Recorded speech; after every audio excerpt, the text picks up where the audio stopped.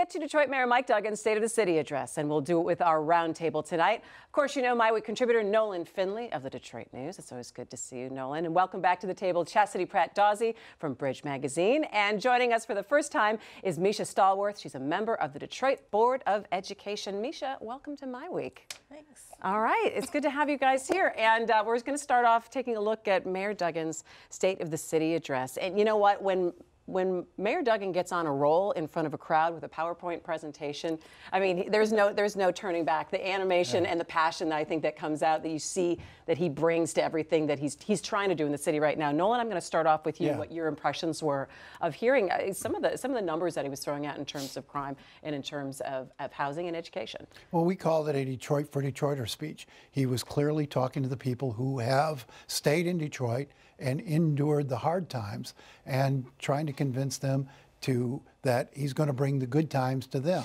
You know, keep staying. You know, continue to stick with the city. And you know, I think it was an important message to people who have felt left out.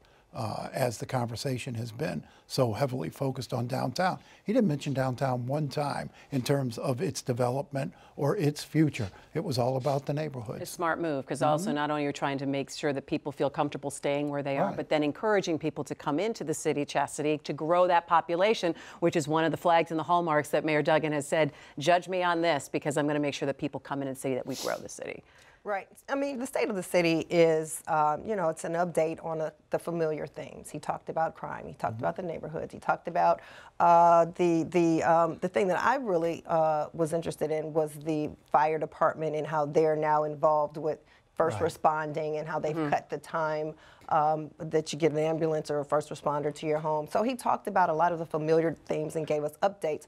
I was left wanting more information on new projects, on, like you said, new ideas to bring people to the city, to grow the population. The updates, good, but let's hear a little bit more about what's next. I think what's always really interesting, Misha, is the order that you choose to start to hear things. And he started with education and kids first, which he has not done in years past. It's maybe been about crime first, or it's been looking at abandoned housing or how they're going to change housing situation. He focused really on kids, because I think in years past he said there's not really much that I can do with the school system. I'm not in charge of the school system. But now I think he's finding ways to say, gosh, if we're going to make sure that more people are moving into the city, we have to fix DPS and we have to fix the state of charter schools. Yeah, I mean, I think that both within DPS-CD and across other city entities, we know that the need for partnership is incredibly essential for the city abroad and also for our young people. It's just important to also make sure that each entity recognizes their own power structure and the ways in which they do kind of control their system. So I think in the past, where he said there's nothing I can do, you know, he still does not have authority over the schools. However, moving forward, there are opportunities for partnerships, especially with the direction that we're going right now. Yeah, and he's quite a big power broker in that, and being able to bring in skillmen, or saying, you know, now charter schools and DPS-CD, you have to work together to make sure that we can kind of figure this out, and looking at that Northwest Detroit project in terms of transportation. I do think the difference is that he feels he has a partner. I think prior, he didn't want this thing to wind up in his lap. Now, I think he's confident in Dr. Vitti and the school board that his role can be an assist. He can do the things a mayor can do without having responsibility for the performance of the schools. I think the bus idea, I mean, transportation is a huge issue for people trying to get their kids to school.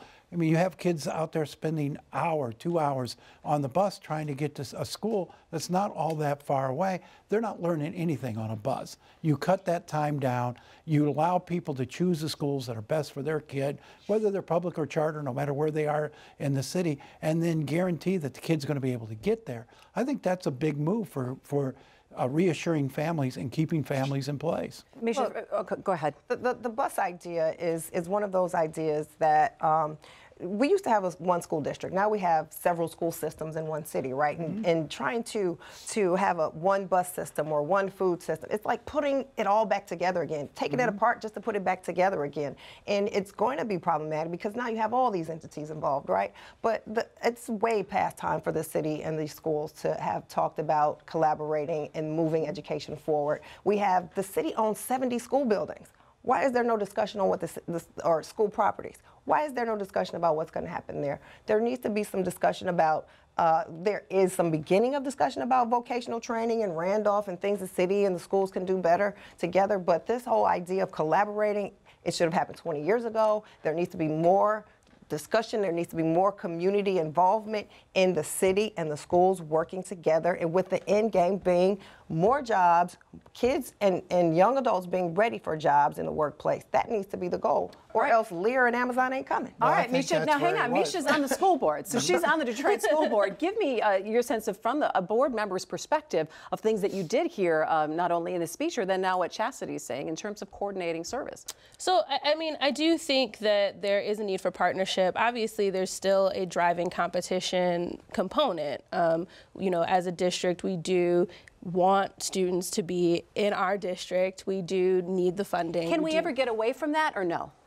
I don't know that we can, because to Chastity's point, there are all these different systems that are operating in their own best interests in the same place. I think the point here, and with the example of the bus loop, is here's an example of where you can come together and you can collaborate, even if there are other areas where you can't, and it's still to the betterment of the global community, which for the mayor and from the city's perspective, that global community, that is the point. But I think people want to know, how deep are these discussions between the schools and the city as far as working together on the bus loop, on, you know, land usage, on trade, vocational training? How deep are the discussions? I mean, they are ongoing. Dr. Vitti came on board in May, right, of last year, then had to figure out everything that was going on with our system. Simultaneously, the Coalition 2.0 with Skillman was ongoing, and there were board members who were participating on those different committees. So through kind of a lot of different venues, these conversations have been happening since really board members have been seated. And then now, as Dr. Vitti is really kind of amping up, he's able to have more in-depth discussions, as well as the board president, Iris Taylor. Have you been confident in his leadership so far? Oh, yeah. Yeah, I think Dr. Vitti is amazing. I think that in addition to his skill set being incredibly on point for what we need, his value system is also really in line with our community, and then also with the district and with that community unto itself as well. Taking a look at the overarching themes of also the State of the City presentation, and stepping a little bit back from education and looking at crime. Nolan, you talked to Police Chief James Craig last week at the Detroit Policy Conference. Did you get a sense from him that he is moving in the right direction, and that people are feeling confident in some of the policing opportunities that they're working on, and some of the different initiatives that they've taken on? Well, I think, as the mayor pointed out, the murder rate is still way too high. The violence rate's way too high. I mean, when you compare to other cities of this size, but it's going down, and that's positive. And I like the fact that he talked about the test programs they did, Project Ceasefire, Green Light, and talked about expanding things that work, or that appear to be working. I think that's a good approach, and the 141 new officers should help. Last thoughts, Chastity? The state of the city, I'm not sure that people in the city of Detroit got a huge new message, but I think a lot of people were excited that he talked so much about the neighborhoods. There's something to the staying the course message, Misha, that people heard? Yeah, definitely. I think he has been very consistent, very clear about scaffolding this work. I think I tend to get a little frustrated with the noble Detroiter who stayed narrative, only because so many people stayed because they didn't have a choice. And so a lot of the ways that we need to structure our services and programs has to also be directed to that very particular corner. I think that's a really interesting conversation that I'd love to continue to have, but we're going to have to leave it there. Misha Stallworth, thanks so much for joining us on MiWeek, your first time. Make sure you come back again. Chastity Pratt-Jazzy, and of course, Nolan, we'll see you again next week.